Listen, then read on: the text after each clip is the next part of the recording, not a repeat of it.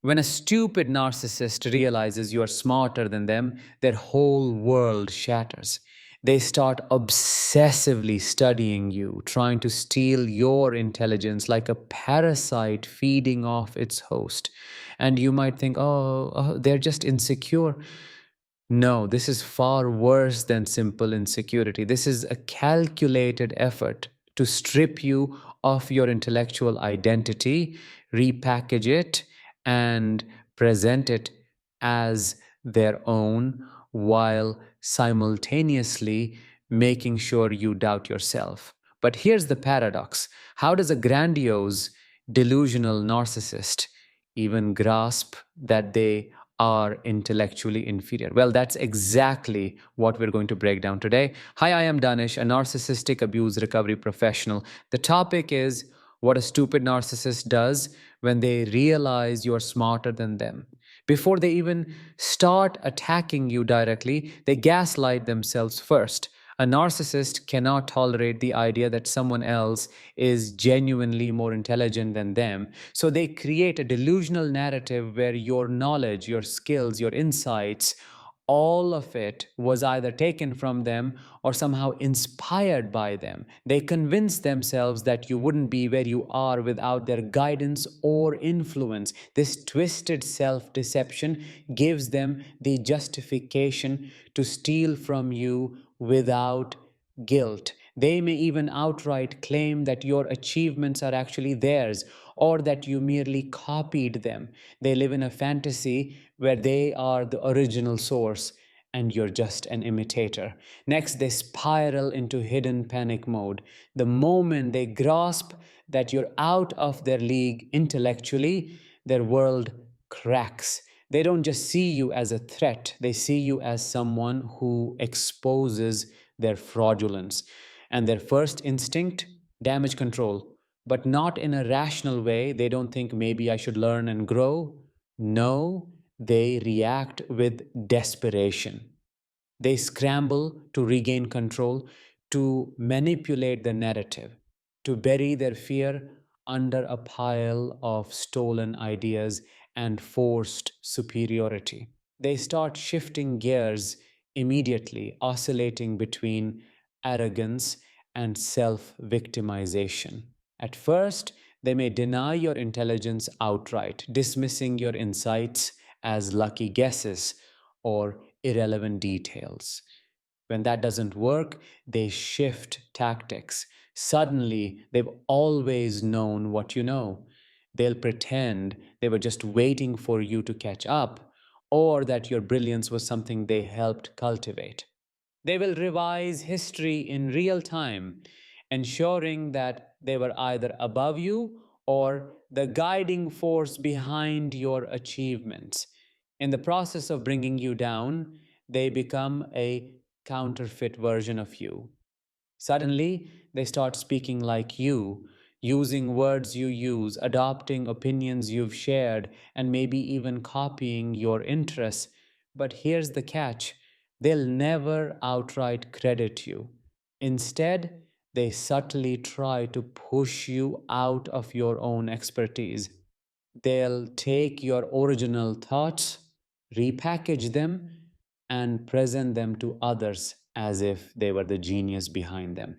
If you're an academic, they suddenly develop a deep appreciation for research. If you're a writer, they start writing. If you're a speaker, they start mimicking your delivery. It's a bizarre and insidious form of intellectual theft, but it serves a purpose: to devalue you while elevating themselves. If you remain distant and silent, don't react to their nonsense, they take it to the next level. They'll subtly start undermining your confidence in your own knowledge. They will correct you on things you already know, challenge you with feigned authority, or act condescending when you speak, anything to plant the seed of doubt. Are you sure about that? They'll say with a smug smile, even when they know you're right. And if you correct them, oh, that's when the rage simmers beneath their mask. They can't stand being outsmarted, So they do what cowards do best: attack in ways that don't look like attacks.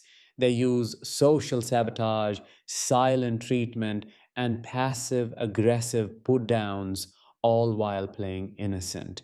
But the real masterstroke, they'll start treating you like you're the one who doesn't know what you're talking about. And if you're not careful, they'll have you second guessing yourself. If that backfires and you maintain your confidence, they hijack your space and take credit. They will start networking with people in your field, inserting themselves into your circles, or even trying to get mentorship from the same people who admire you. The goal?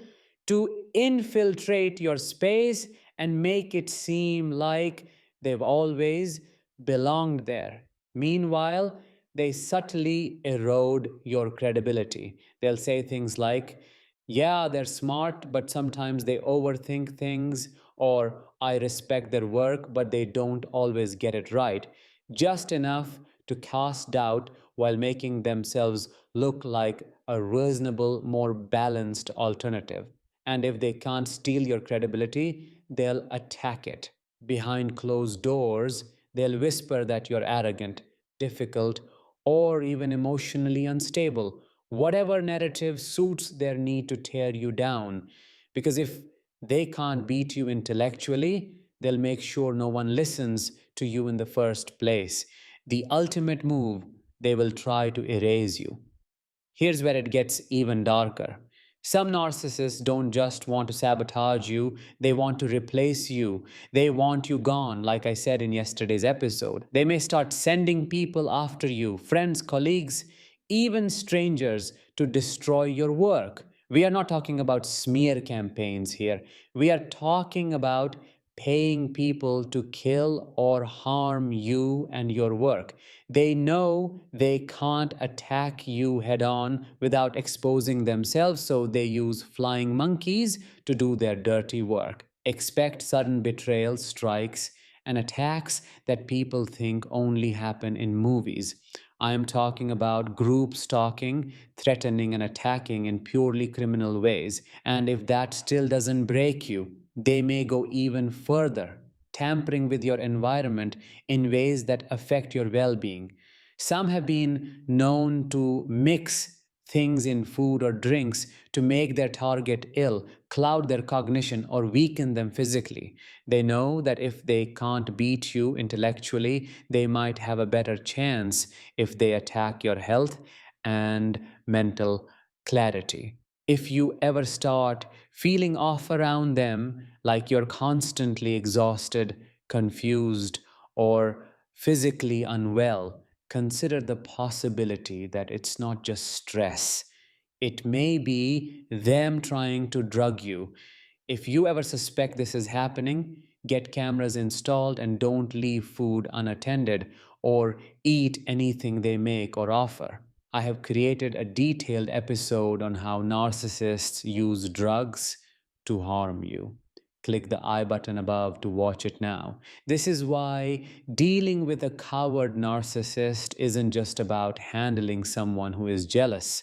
It's about protecting your intellectual identity and life from someone who sees you as both a threat and a resource to be mined for their own gain. But what happens when they realize none of these tactics are working? When it becomes undeniably clear that you don't just possess knowledge, but a sharp, independent mind they can't control, that's when they escalate. The final stage, exhaustion. They can't keep up. They become consumed with trying to match you, only to realize that intelligence isn't something you mimic, it's something you embody.